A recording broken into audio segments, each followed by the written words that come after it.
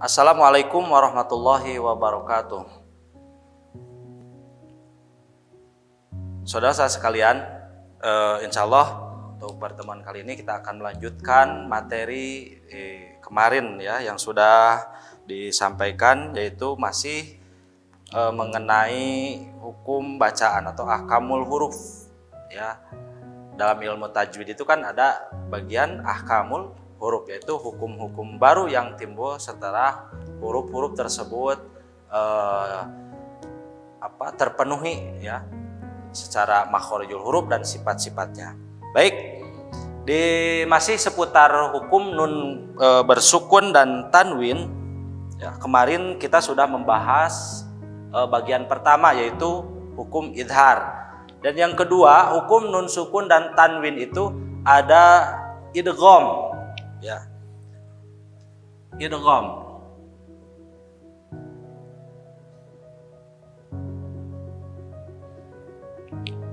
Kemarin sudah sedikit dijelaskan ya.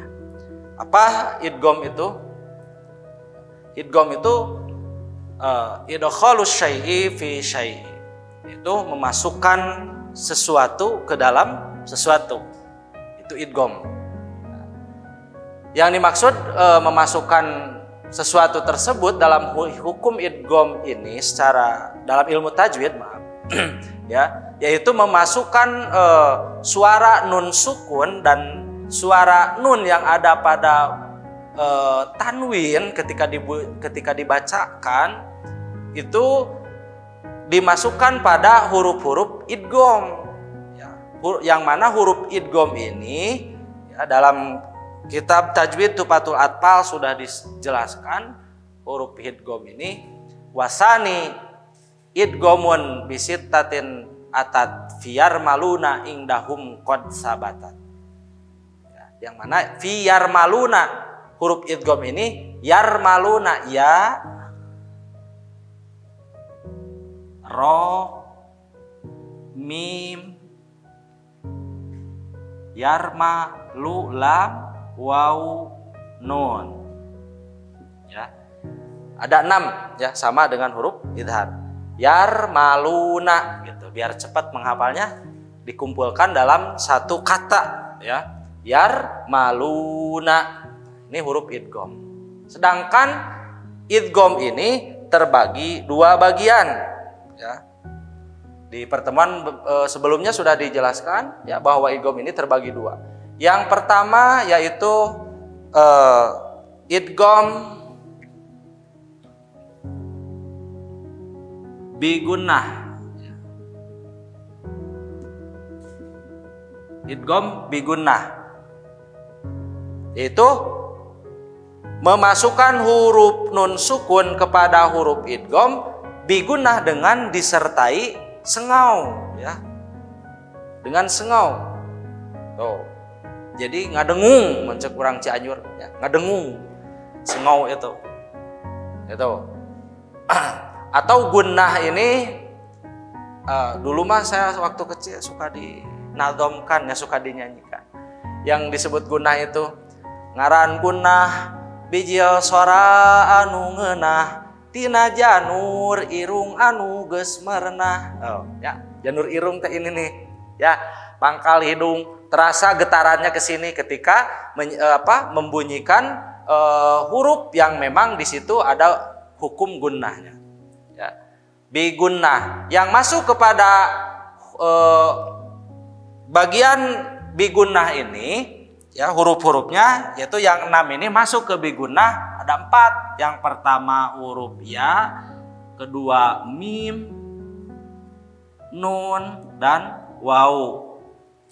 Yam nu ya, yam nu ada 4 huruf. Nah.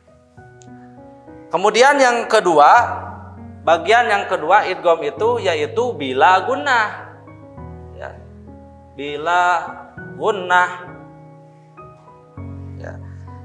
Ini memasukkan huruf nun sukun kepada huruf idgham ya, bila gunnah dengan tidak disertai gunnah atau bigoiri gunnah, tanpa gunnah. Tuh. Sebaliknya tadi mah dengan sengau, sekarang mah tidak dengan sengau. Teu meunang ngadengung. Ya, tidak ada sengaunya.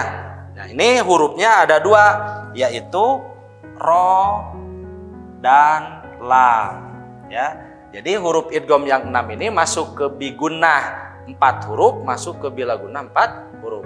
Kita langsung saja ke huruf bigunnah dulu, ya, idgham bigunnah dulu. Contoh banyak ya dalam Al-Quran. Contoh nun sukun dan tanwin bertemu huruf ya. Misalkan mayyaqulu.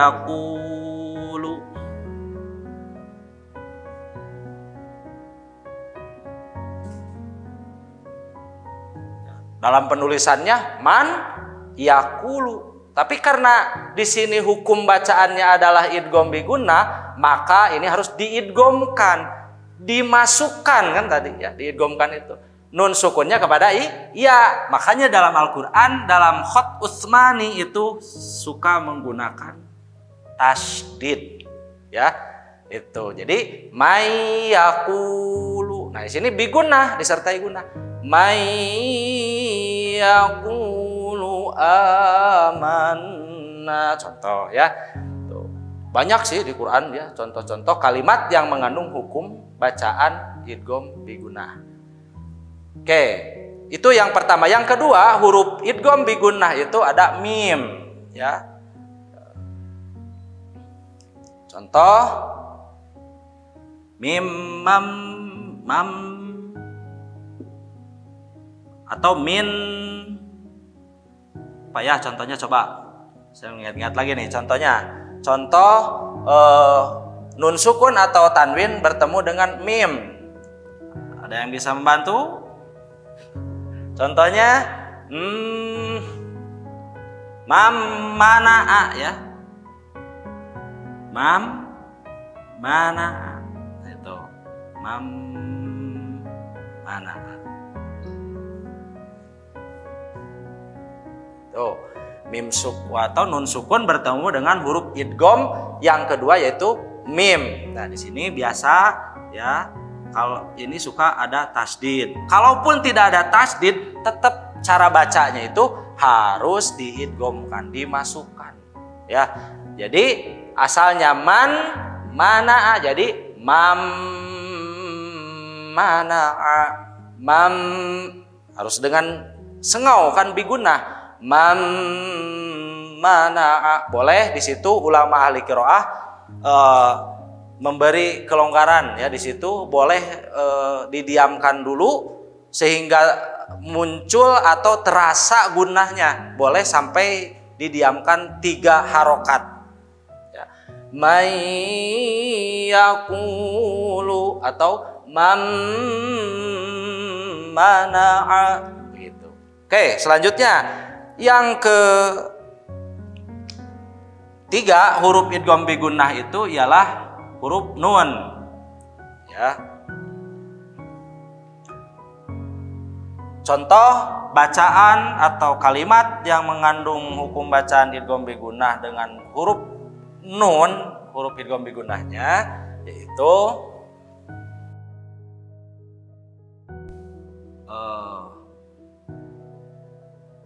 min ni'mah ya.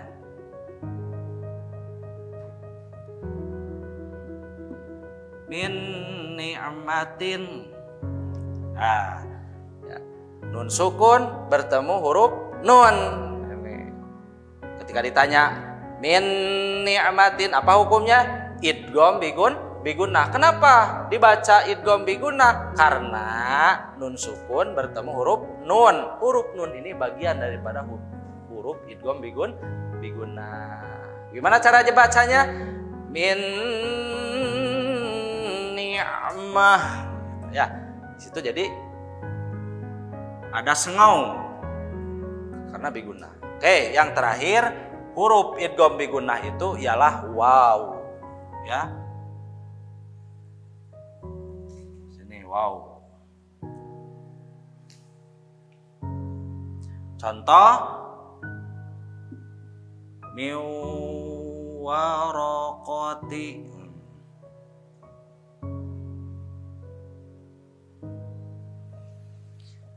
min warokoti.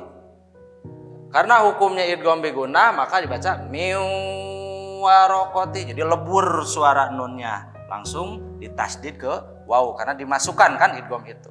Nun sukun, suara nun sukunnya seolah tidak dibaca ya, dan wawunya bertasdid karena tasdid double ya, kayak dua ini hurufnya.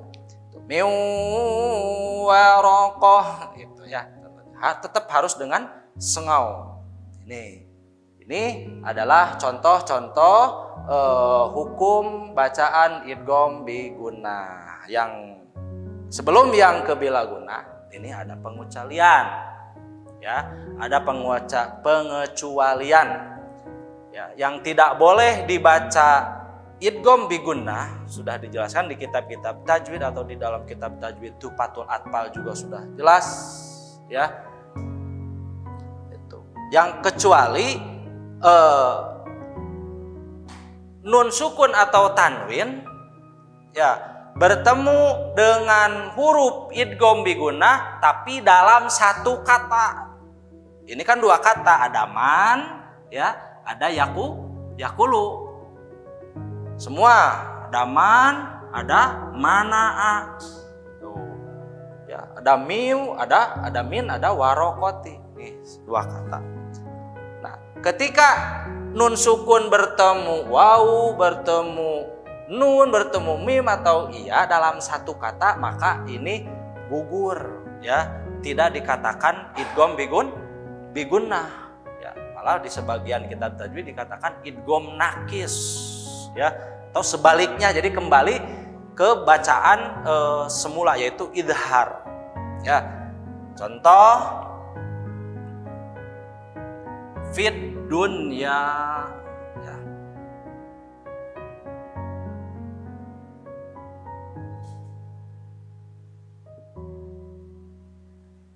Tuh. Fid dunya. Di sini ada nun sukun. Ya, ini kan sukun nunnya. Kalau ditemukan dalam Al-Qur'an kalimat seperti ini, fid dunya ya, maka ini tidak boleh kita membacanya dengan idgham bigunnah. Justru sebaliknya harus dibaca idhar. Jadi gimana bacanya? Fid dunya idhar. Kembali ke idhar ya. Tadi seperti idhar bacanya. Ini ada yang mengatakan ulama qiraah bahwa ini bukan disebut idgham bigunnah lagi, tapi ini disebutnya idhar. Ya. Idhar atau idgham nakis. Ya. Sama ya. Bukan hanya ya bertemu dengan mim, bertemu dengan nun, bertemu dengan waw pun ya sama, jadi hukumnya kembali kepada asal tadi, masuk kepada hukum idhar cara bacanya. Jadi fid dun ya nggak boleh dibaca fid duya, nggak boleh. Selanjutnya adalah idgham bila gunnah. Idgham memasukkan bacaan nun sukun atau tanwin kepada huruf idgham bila gunnah ro dan lam. Ini bila gunnah, tidak disertai gunnah. Oke, contoh bacaannya misalkan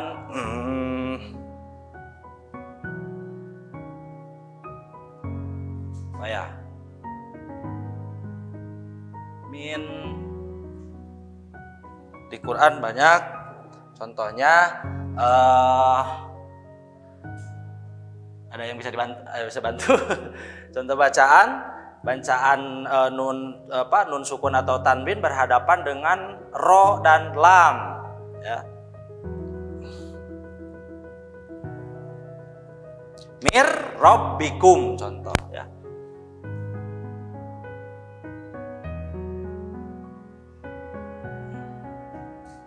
Mir rabbikum. Ini nun sukun bertemu huruf ro. Nah, di sini mah bila gunnah ya. Tidak boleh disertai gunnah. Yang asalnya ditulisannya min rabbikum karena hukumnya idgham bila gunnah, jadi mir rabbikum langsung saja. Ya, nunnya gugur langsung ditasdid ke ro. Jadi mir rabbikum. Oke. Contoh yang lain, yang lam,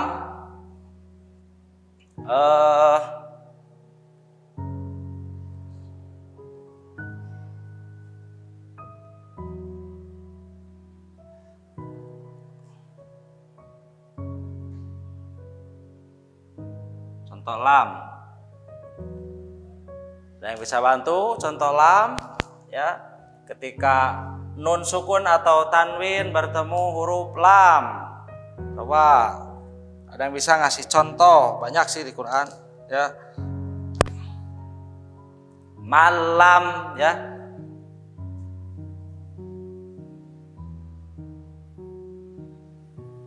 Di hadis ada malam yashkurillah, malam yashkurin nas ya. Man lam. Ini huruf yang kedua idgham bila gunnah yaitu lam. Itu ketika nun sukun bertemu dengan huruf lam. Contoh malam, asalnya ditulisannya man lam, karena harus dibaca idgham bila gunnah jadi dibaca malam. Awas, ini bila gunnah ya, jangan dengan sengau.